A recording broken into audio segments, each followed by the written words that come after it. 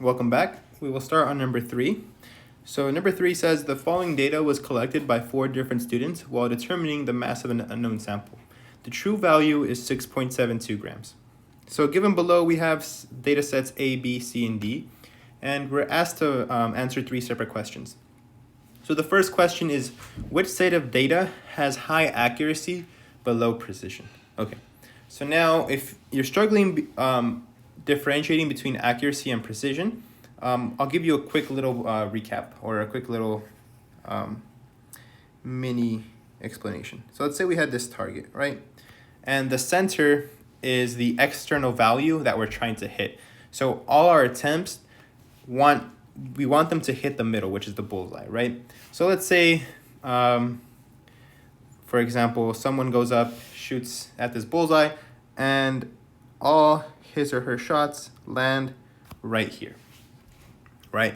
So they're all concentrated in one very specific place. They're far away from the bullseye, but they're all concentrated in one specific place. This is called precision, because precision, we care about how close we are to a repeated value over and over again. And in this case, we're looking at almost the same value very, very often. All the attempts are at the same, or almost at the same exact place. Even though they're not close to the bullseye, they're all close enough to each other. So whenever you have data points that are close to each other, that means that those data points are precise, okay? Now, accuracy, let's draw a second little target. So this is precise, just to make sure. Now, being accurate is we're given the external target as to be the bullseye, right? So if all my shots are landing right at the bullseye or close to the bullseye, then that means that I am accurate, right? Because all my shots are hitting the bullseye. But if you look at all the shots, they're all concentrated in the same space, right? So this is being both precise and accurate, because 1, all my shots are in the bullseye, which is our external value, and 2, they're all close to each other. So this is precise and accurate. Okay. Now the final one is I'm going to show you just accuracy alone. So let's say I have some shots here, some shots there, some shots there, some shots here and there, right? So all my shots are kind of spread out, but I have 3 hitting the bullseye, which is not too good, not too bad. Let's just draw another point just to make this clear.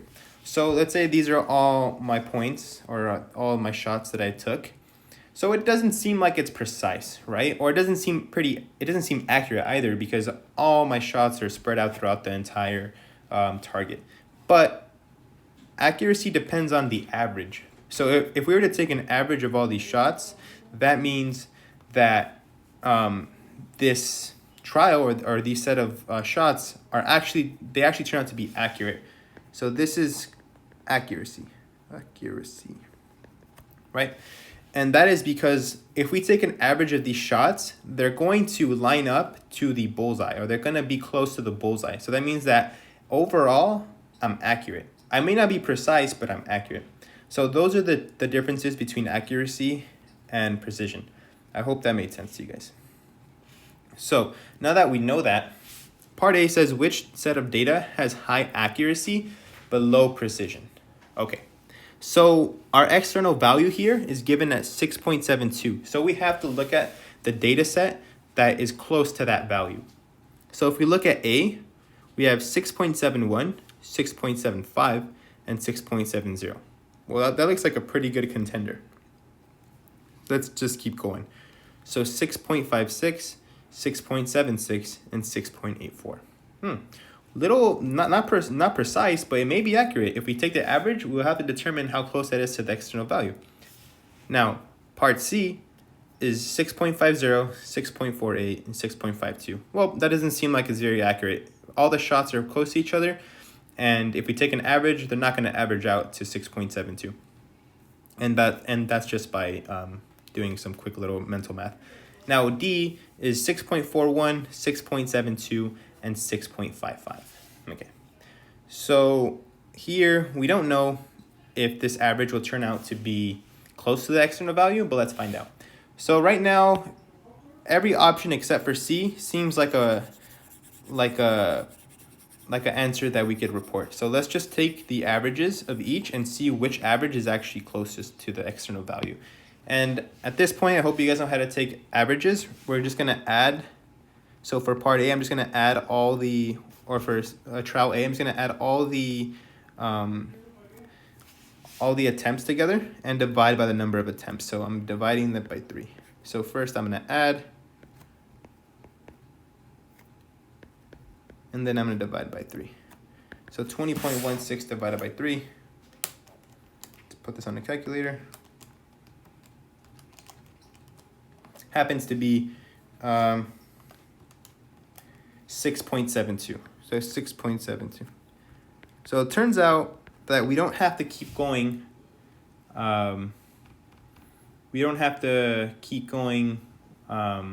Actually, yeah, we do, because part A says high accuracy, low precision.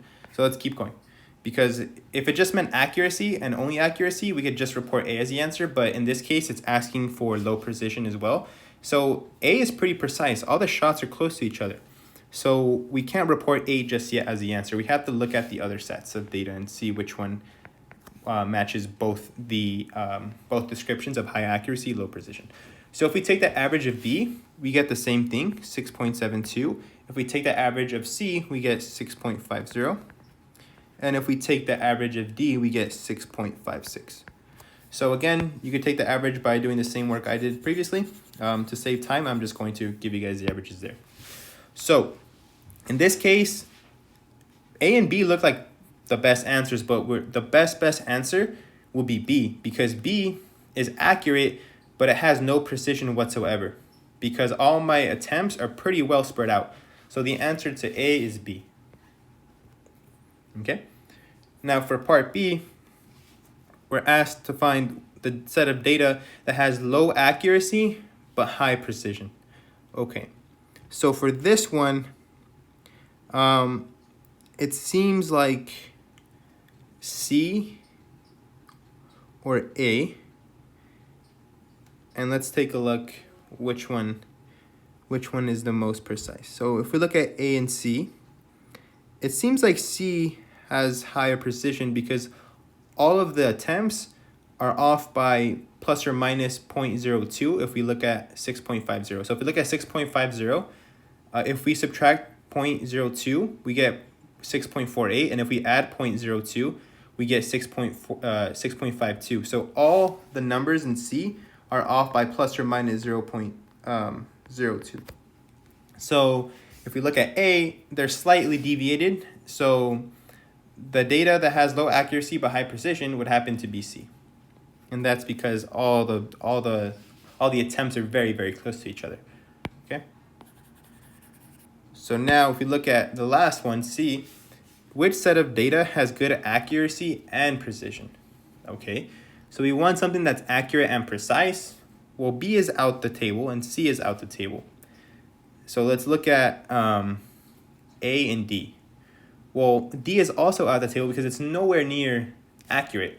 So A is actually both precise because it matches the external value, and it's precise because all the shots are relatively close to each other.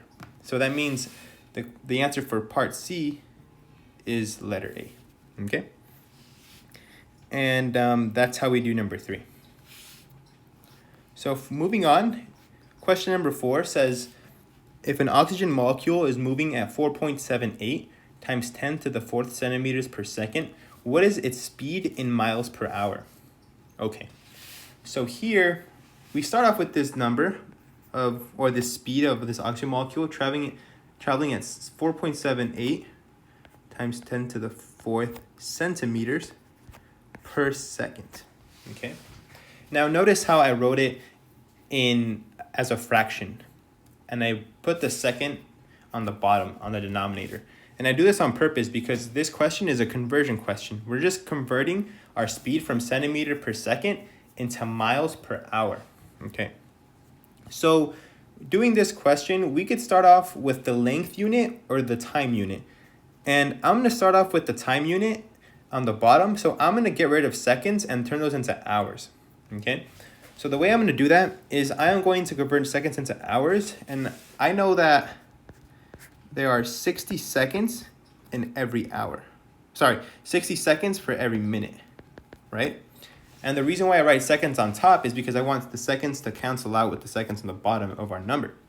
So now we're in centimeters per minute, but I want it to be in miles per hour, but I'm dealing with the time unit first.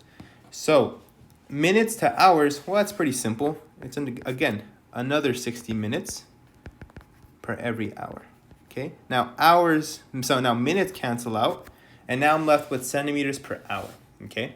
So I'm almost done. I just need to get my length unit into miles, okay?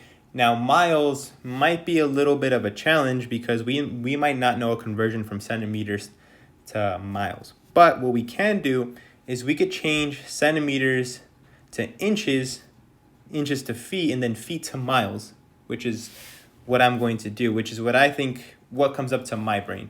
So centimeters to inches, we want the 2.54 centimeters to be on the bottom because I want them to count it with the centimeters on top, and that's 1 inch. Now I'm going to feet. So there's 12 inches in 1 foot. Now that's going to cancel out my inches on the top. So now that I'm in feet, I'm going to continue this over here. So I'm going to multiply that number by feet, and I want to see how many feet are in a mile. So I'm going to Google that, and it turns out that there's 5,280 feet per 1 mile. Okay. Now that is the last of my conversions because now I'm in miles per hour. If you look at my units, the only thing that isn't canceling are my miles and my hours at the bottom. So to get a final answer, all I got to do is do these operations and see what I get. So here, if I do this operation on my calculator, I get 1.07 times 10 to the third miles per hour. Okay, and it's 3 sig figs because I start with 3 sig figs, and none of these conversion factors count except for the centimeters to inches count as in my sig fig count because that's a measured number. And same with the miles and feet, but in this case it's 3 sig figs because we start with 3 sig figs and one of the conversions has 3 sig figs as well. The other ones don't count. The 60 seconds and 60 minutes are all exact numbers, and we don't care about exact numbers in sig figs. You only care about measured numbers. So that's how you do number 4. Another approach you could have taken is you could have taken centimeters to kilometers and kilometers to miles, which requires less conversions. That's also fine. But the way my brain intuitively thought of it was going from centimeters to inches to feet, then feet to miles. But that's because I'm just used to the English system. So I hope number 4 and number 3 were explained well, and I hope they make sense.